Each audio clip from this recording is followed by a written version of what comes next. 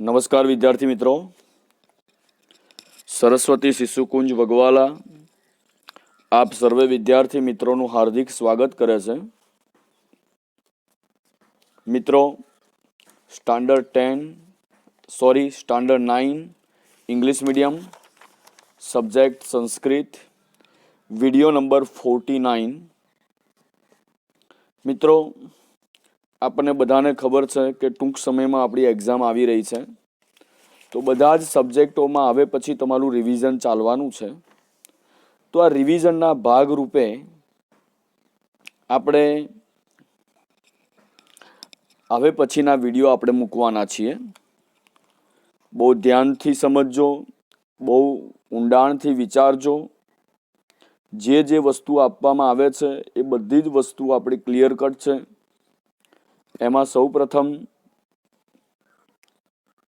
આપણી જે paper style છે એ પેપર સ્ટાઇલમાં સેક્શન એ અમે તમને આપી દીધેલી છે, તમને ખ્યાલ છે.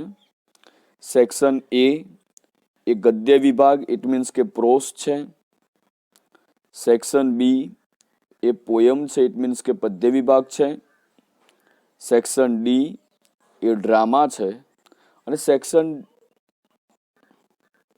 સી એ ડ્રામા છે અને સેક્શન ડી એ વ્યાકરણ છે.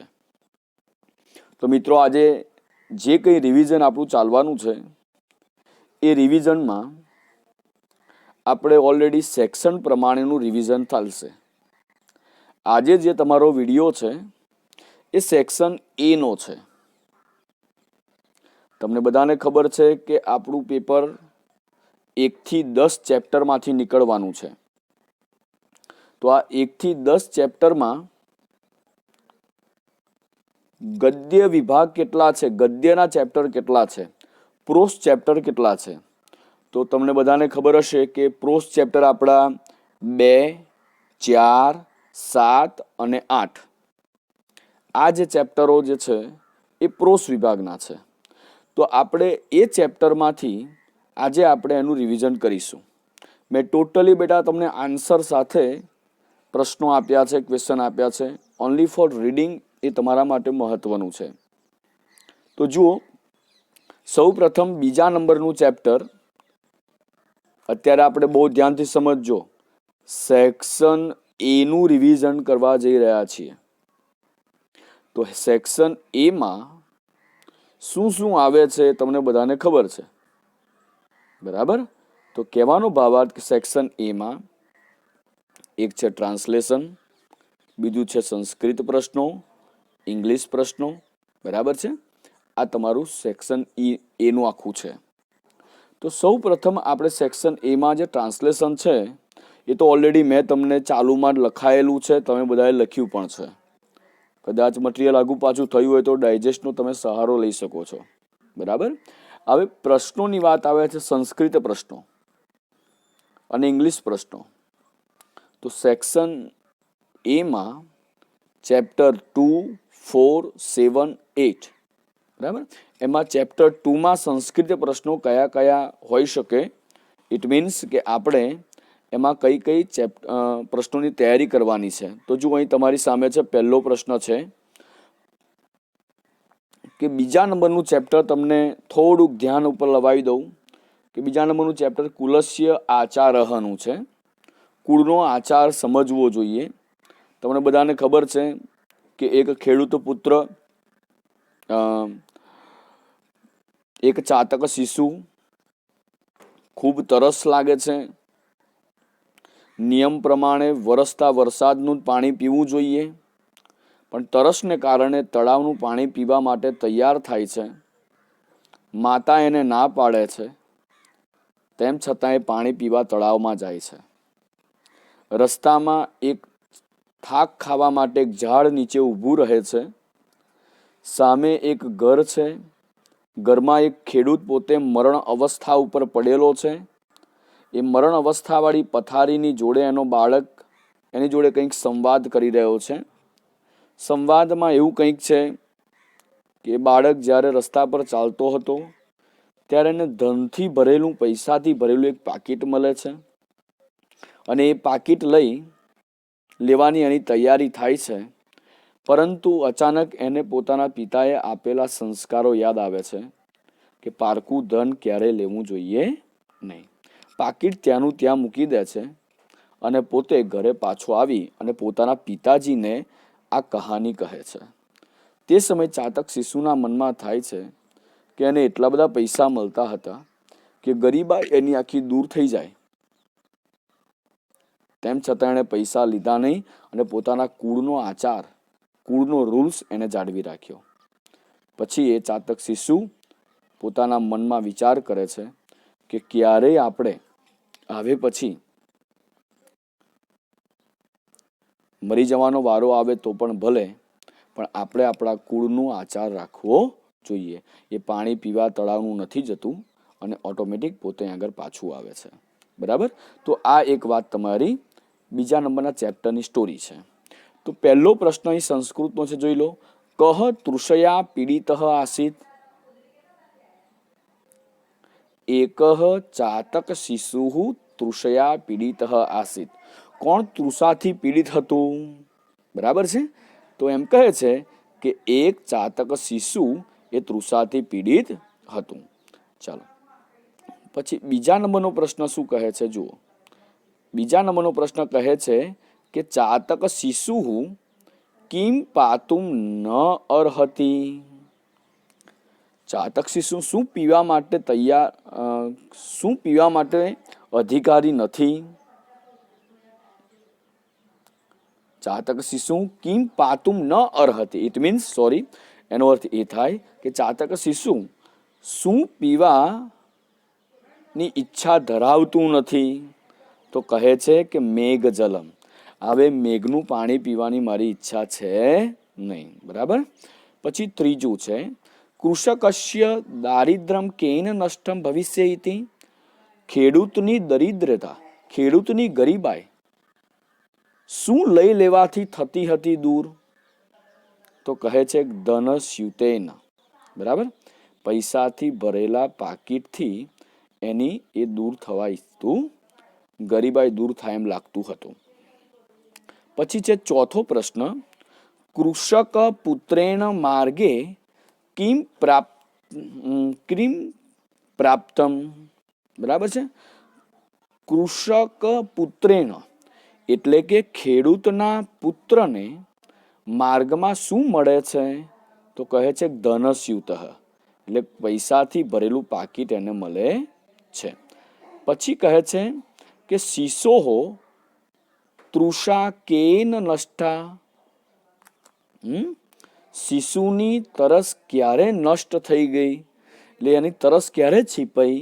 તો કહે છે કે મેઘ જલસ્ય પાનેન નષ્ટા, એટલે કે વરસાદનું પાણી પીવાથી એની તરસ છીપાઈ જાય છે. બરાબર છે? આવે છે ઇંગ્લિશ પ્રશ્ન. બીજા નંબરના ચેપ્ટરમાંથી કયા કયા નીકળે છે એ જોવાના છે. તો ઇંગ્લિશ પ્રશ્નનો ઇંગ્લિશ જવાબ આપેલો છે અંદર. તો કહે છે કે વોટ ડઝ કુલાચાર મીન? એટલે કે કુલ આચાર એટલે શું? બરાબર છે? તો એનો પ્રશ્નનો જવાબ એ પ્રમાણે થાય કે કુળનો આચાર એટલે કે આપણા બાપ દાદાઓએ જે રૂલ્સ અને રેગ્યુલેશન એમના જીવનમાં પાડ્યા હોય, એ બધા જ રૂલ્સ અને રેગ્યુલેશન જે વ્યક્તિ આજના સમયે પોતાના પાડે એને કુલાચાર કહેવામાં આવે છે. જેમ કે દશરથ રાજાએ પ્રાણ જાય પણ વચન ન જાય, રઘુકુળ નીતિ સદા ચલી આવી, એ જે રૂલ્સ હતો એ રૂલ્સ કોને પાડ્યો? તો ભગવાન રામચંદ્ર ભગવાને જાતે એ રૂલ્સ પાડ્યો. કેમ પાડ્યો? કારણ કે એમના પિતાજીએ પાડ્યો હતો. ઇટ મીન્સ કે એમણે એ કુલાચાર પાડ્યો કહેવાય. પોતાની ધર્મપત્નીનો અંતે ત્યાગ કરવાનો થાય તો પણ એને ત્યાગ કરીને દીધો. પછી બીજો છે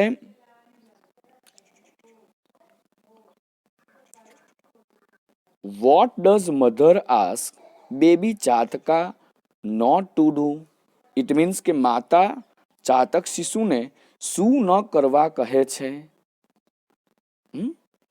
શું ન કરવા કહે છે? શા માટે?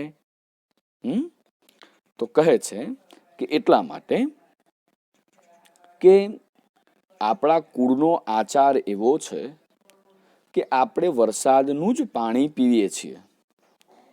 વરસાદનું ડાયરેક્ટ પાણી આપણા મોઢામાં પીએ તો જ આપણે પાણી પીવાને લાયક છીએ, નહીતર તળાવ, સમુદ્ર, નદીનું પાણી આપણે પીતા છે નહીં. એવો આપણો રૂલ્સ અને રેગ્યુલેશન છે. બરાબર. તો કહે છે એટલા માટે એણે પોતાના બાળકને શું ન કરવા દીધું? માતા ચાતક શિશુને આ વસ્તુ ન કરવાનું કહે છે. પછી ત્રીજો પ્રશ્ન તમને શું કહે છે? બરાબર છે. તો ત્રીજો પ્રશ્ન એમ કહે છે કે નિર્ધન હોવા છતાં ખેડૂત પુત્રે શા માટે પૈસાનું થેલીને સ્પર્શ ન કર્યો? ખેડૂત પુત્ર પોતે ગરીબ હતો અને રસ્તામાં એને એટલા બધા પૈસા મળતા હતા કે એની આખી ગરીબાઈ જતી રહે, એટલા બધા પૈસા મળતા હતા. તેમ છતાં એણે કેમ સાહેબ એનો સ્વીકાર ન કર્યો? તો તમને ખબર છે કે ખેડૂતે એના દીકરાને સમજાવ્યું હતું કે પારકું ધન આપણે ક્યારેય લેવાય નહીં. જો પારકું ધન આપણે લઈશું તો ઓલરેડી આપણે આપણા પાપના ભાગીદાર બનીશું. એટલે પારકું ધન ક્યારેય આપણે લેવું ન જોઈએ. એ રૂલ્સ અને રેગ્યુલેશન એને જાળવી રાખ્યો, જેના કારણે એ વ્યક્તિ પોતે રસ્તામાં પડેલા પૈસા એ લેતો નથી. ચોથું તમને શું કહે છે? What did baby chataka not drink water from the pond? It means કે ચાતક શિશુએ તળાવનું પાણી શા માટે ન પીધું? કારણ કે મોટિવેટ થયું. કોનાથી?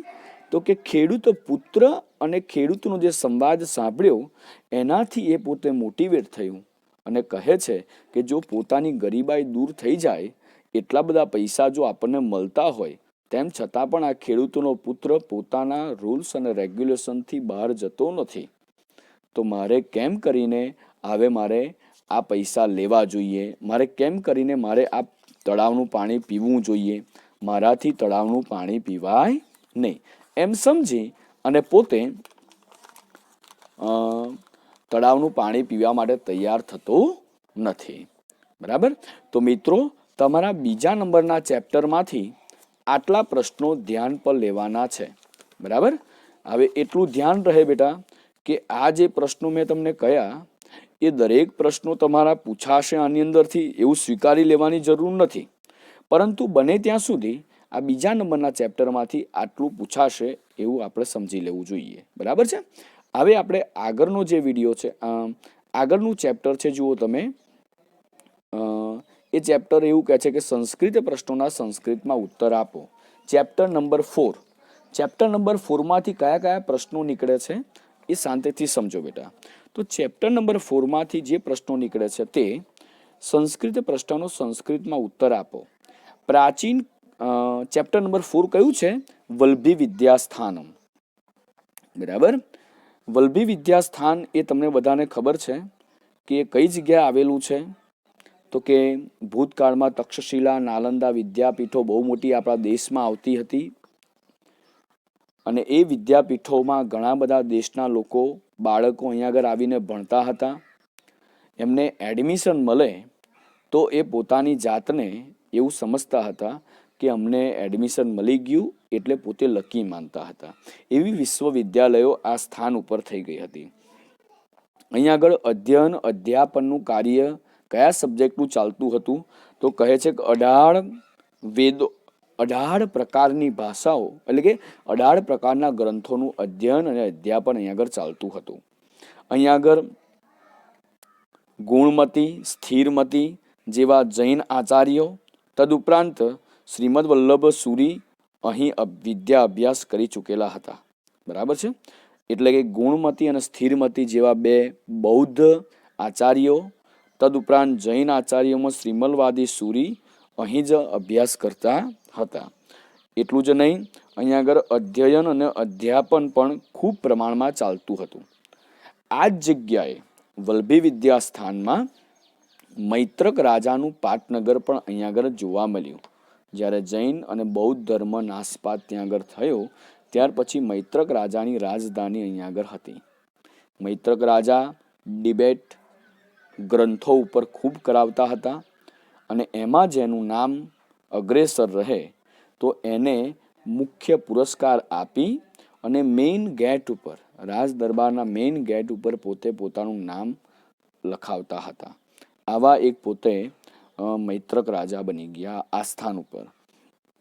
આ જગ્યાએ ઈસુ ખ્રિસ્તની પૂર્વે 5મી સદીમાં મહાવીરનો પણ જન્મ થયો હતો અને મહાવીર પોતે ત્યાં આગળ મહાવીરને પોતે જે કંઈ આગમ નામનો એક ઉપદેશ આપેલો, તો એ આગમ નામના ઉપદેશમાં નાગા અર્જુન નામના એક વ્યક્તિએ આ જ જગ્યાએ શું કર્યું હતું તો કે મૌલિક જ્ઞાનને પોતે લેખનબદ્ધ કરી અને આગમ ગ્રંથમાં એને સાહેબ સુશોભિત કરેલો હતો.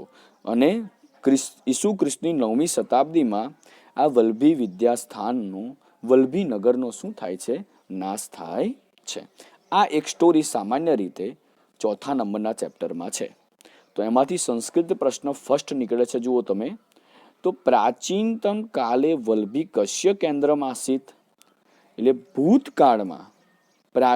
ભૂતકાળમાં વલ્લભી નગર શેનું કેન્દ્ર હતું? તો કહે છે અધ્યયન અધ્યાપનસ્ય.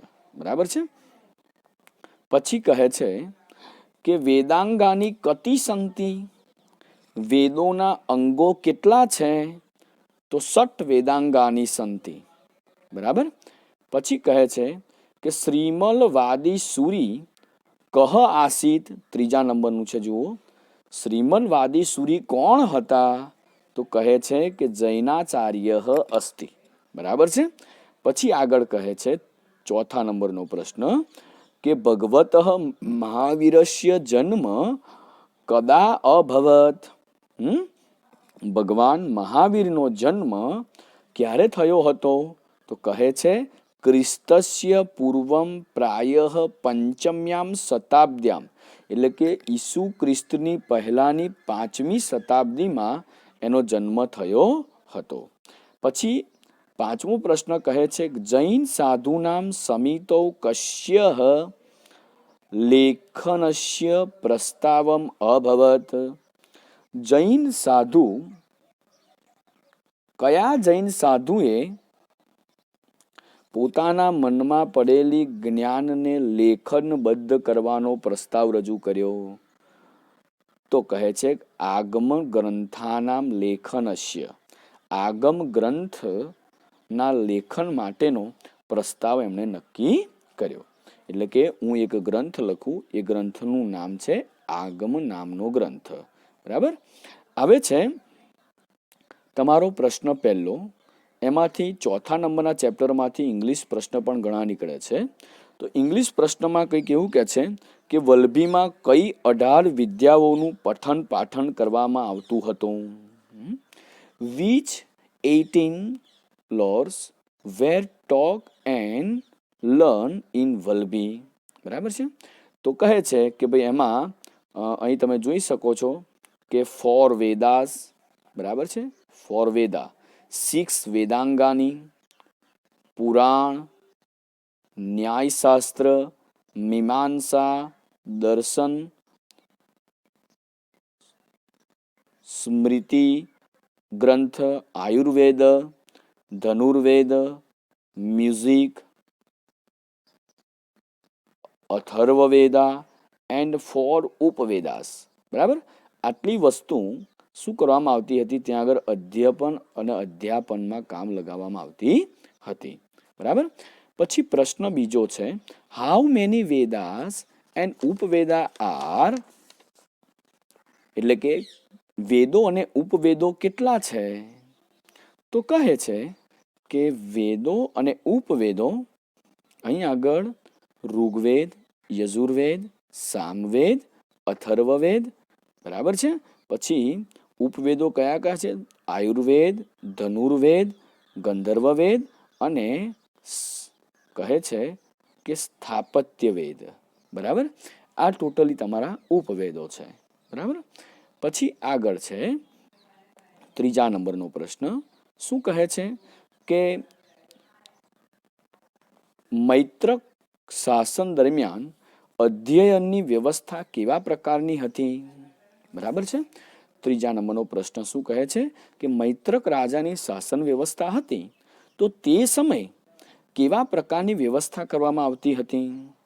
તો આપણને બધાને ખબર છે કે મૈત્રક શાસન દરમિયાન અધ્યયનની સમાપ્તિ પછી અધ્યયન અને અધ્યાપન કરવામાં આવતું હતું, ત્યારે એની સમાપ્તિ પછી એક ચર્ચા સભા થવામાં આવતી હતી, એક ડિબેટ યોજવામાં આવતી હતી, અને એ ડિબેટના અંતે ખૂબ મતાંતરો આવતા હતા, અને એ મતાંતરોને લીધે ઘણા બધા એમને પોતે શું કરતા હતા, અંતે વિજયી ઘોષિત કરતા હતા, અને જે વિજયી થાય એને પુરસ્કાર તો ગિફ્ટ તો આપતા જ હતા, પણ જોડે જોડે એ રાજાના રાજ દરબારના ગેટની આગળ જે વ્યક્તિ વિજય થયો હોય એનું નામ અંકિત કરવામાં આવતું હતું.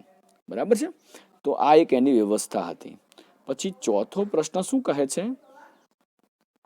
ચોથો પ્રશ્ન કહે છે કે વલભીમાં કયા કયા આચાર્યો થઈ ગયા? બરાબર છે.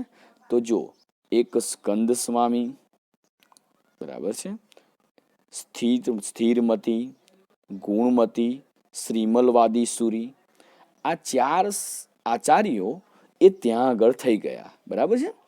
પછી આગળ છે, મતલબ કે આ 4 પ્રશ્નો ઇંગ્લિશના 4 નંબરના ચેપ્ટરમાંથી નીકળે છે. બરાબર છે. ટૂંકમાં હું એટલું કહું કે જે પ્રશ્નો છે એ બધા જ પ્રશ્નો ઓલરેડી આપણા સંસ્કૃતના ચેપ્ટર જે પૂરું થાય છે એ ચેપ્ટરની પાછળ જે એક્સરસાઇઝ આપવામાં આવી છે એ એક્સરસાઇઝમાંથી જ બને ત્યાં સુધી એ બધા ચેપ્ટરો આપણે લીધેલા જોવા મળે, બધા પ્રશ્નો લીધેલા જોવા મળે છે. બરાબર.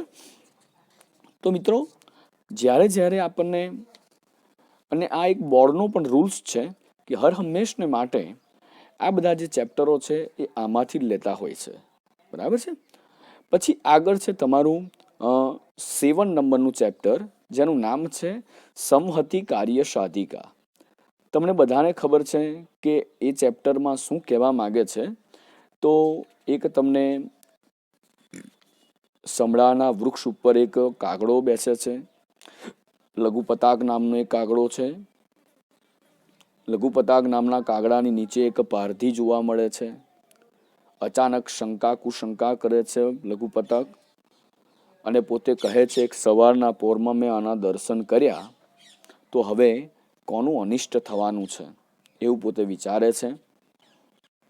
અને વિચારતા વિચારતા એ લઘુપતક નામનો કાગડો અચાનક એ પારધીને એક ચોખાના દાણા વેરતો જુએ છે, એની ઉપર ઝાડ નાખતો જુએ છે.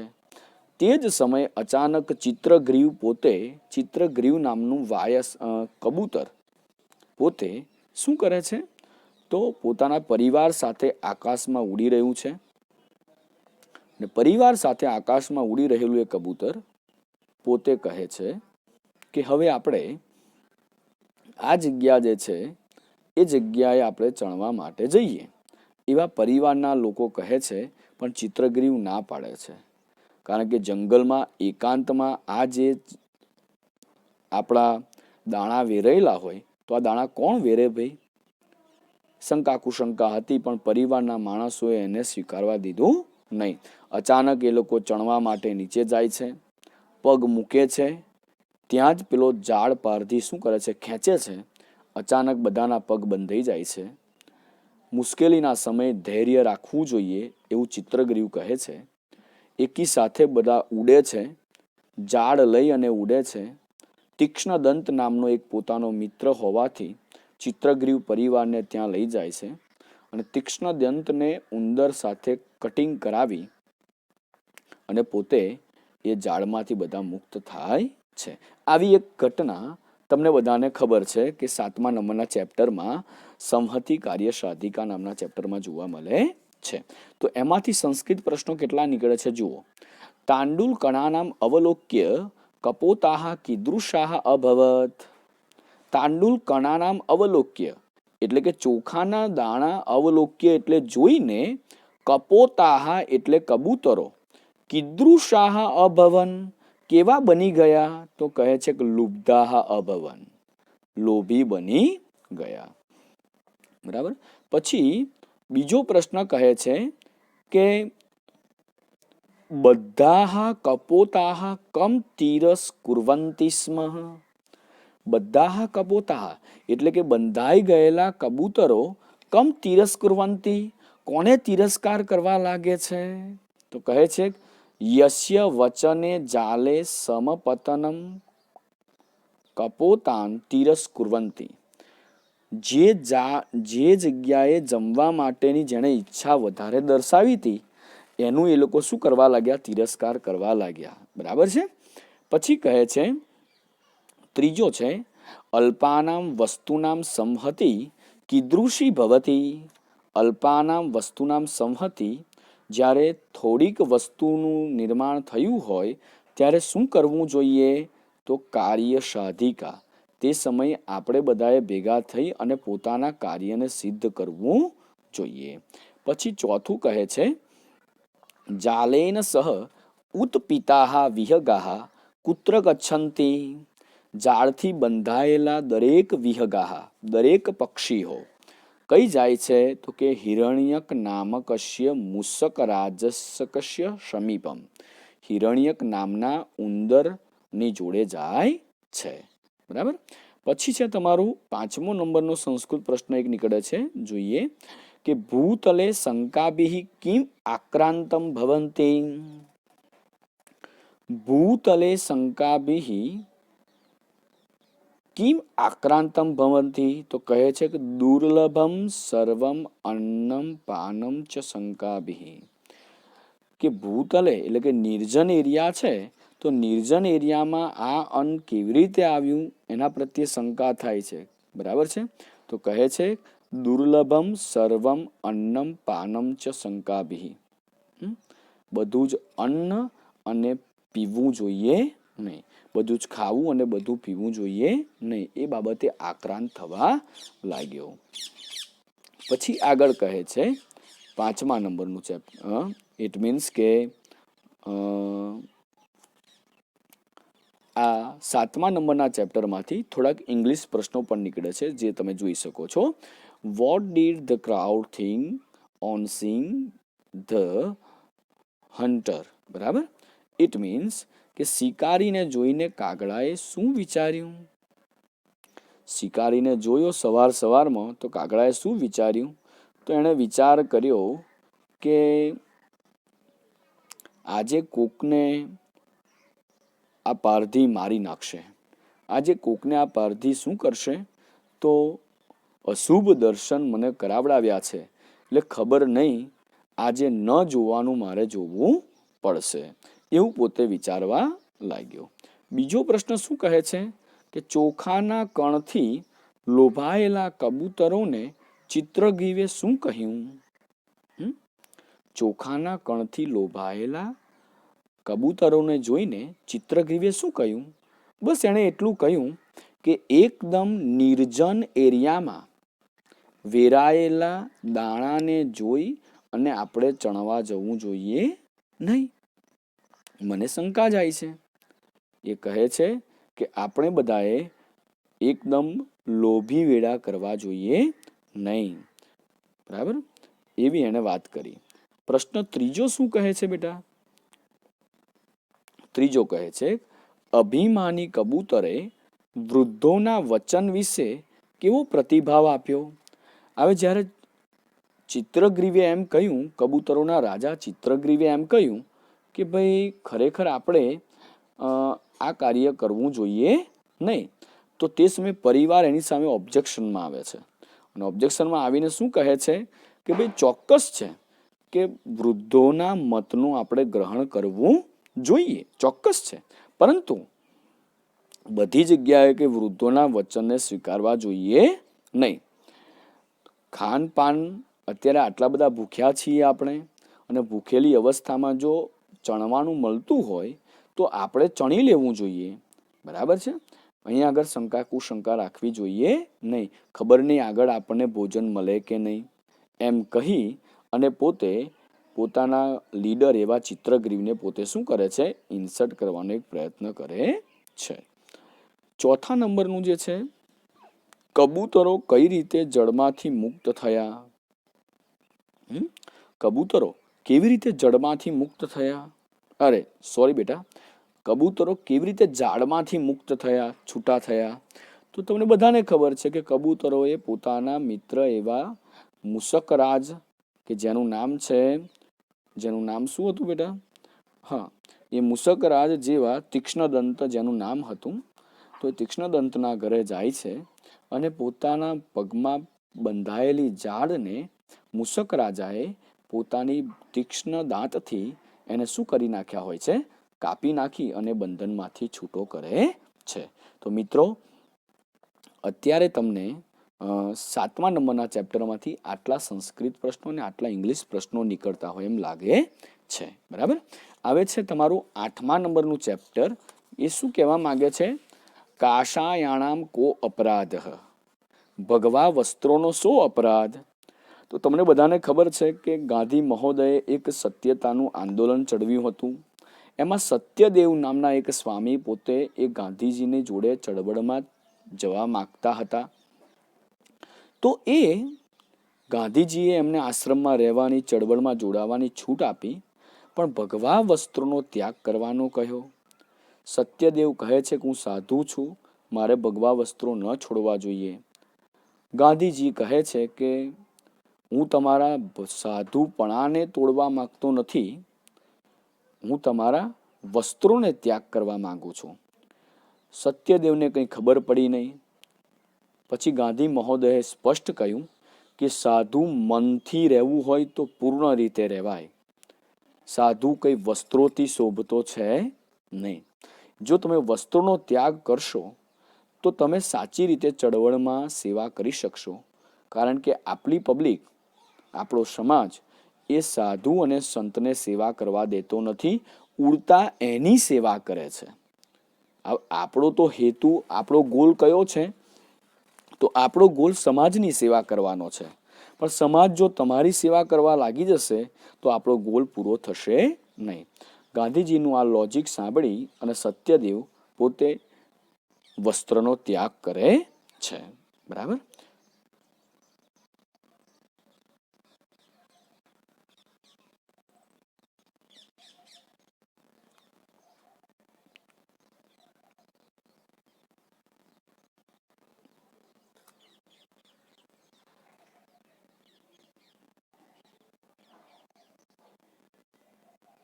મિત્રો, હવે પછીનો આપણો જે લેસન છે 8મા નંબરનો લેસન, 8 લેસન, કાષાયણામ કો અપરાધ. બરાબર છે. તો ભગવા વસ્ત્રોનો શું અપરાધ એ વિશેનો આપણો એક આ લેસન છે. તો જુઓ બેટા, એમાં સૌ પ્રથમ છે સંસ્કૃત પ્રશ્નનો સંસ્કૃતમાં આન્સર આપવાનો છે. સત્યદેવ કહ આસિત. સત્યદેવ કોણ હતા? તો કહે છે કે સત્યદેવ કાષાય વસ્ત્રધારી સંન્યાસી અસ્તિ. ભગવા વસ્ત્રો ધારણ કરનારા એ કોણ હતા? સંન્યાસી હતા. બીજો પ્રશ્ન શું કહે છે? ગાંધી મહોદયસ્ય ધ્યેયમ કિમ આસિત. ગાંધી મહોદયનો ધ્યેય શું હતો? જે આંદોલન કરવાના હતા એ આંદોલનમાં ગાંધી મહોદયનો ધ્યેય શું હતો? તો કહે છે કે લોકાનામ સેવા પ્રવૃત્તિ. લોકોની સેવા પ્રવૃત્તિ એ ગાંધી મહોદયનો ધ્યેય હતો. પછી છે આગળ 3જા નંબરનો પ્રશ્ન શું કહે છે? જનાહ કસ્ય સેવામ ન અંગીકુર્વંતિ. માણસો કોની સેવાનો અંગીકાર કરતા નથી? તો સંન્યાસી જનઃ. સંન્યાસી માણસોને કોઈ દિવસ આપણા વ્યક્તિઓ સેવા કરવા દેતા નથી. ચોથો છે કસ્ય ત્યાગેન સંન્યાસસ્ય ત્યાગ ન ભવતી. કોનો ત્યાગ કરવાથી સંન્યાસી તરીકેનો ત્યાગ નથી થતો? તો કહે છે કે કાષાય વસ્ત્રાણામ, એટલે ભગવા વસ્ત્રોનો ત્યાગ કરવાથી સંન્યાસી મટી જવાતું નથી. પાંચમો છે સ્વામી સત્યદેવઃ કિમર્થમ સન્નદ્ધઃ અભવત. સ્વામી સત્યદેવ કિમર્થમ શા માટે સન્નદ્ધઃ અભવત તો કહે છે કાસાય વસ્ત્રાણામ ત્યાગમ કૃત્વા સેવા કાર્યેન આત્માનમ યોજિતુમ સન્નબદ્ધઃ અભવત. એટલે પોતે સ્વામી સત્યદેવ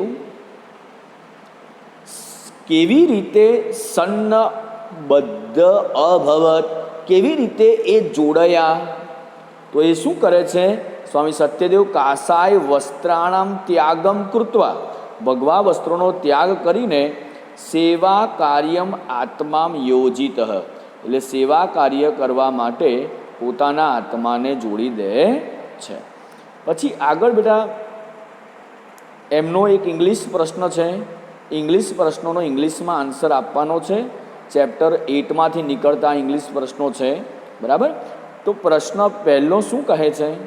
તો કહે છે કે સાબરમતી આશ્રમમાં શું ચાલતું હતું? તો કહે છે કે સાબરમતી આશ્રમમાં ગાંધી મહોદયે પોતે એક આંદોલનની ચળવળ ચાલુ કરી હતી, બરાબર. પછી આ બીજા નંબરનો પ્રશ્ન છે, સ્વામી સત્યદેવ આશ્રમમાં પ્રવેશ શા માટે ઈચ્છતા હતા? સ્વામી સત્યદેવ આશ્રમમાં કેમ ઈચ્છતા હતા? બસ કારણ એટલું હતું કે સ્વામી સત્યદેવ પોતે ચળવળમાં જોઈન થઈ અને ચળવળની સેવા પૂરી કરવા માગતા હતા, એ સેવા કરવા માગતા હતા, બરાબર છે.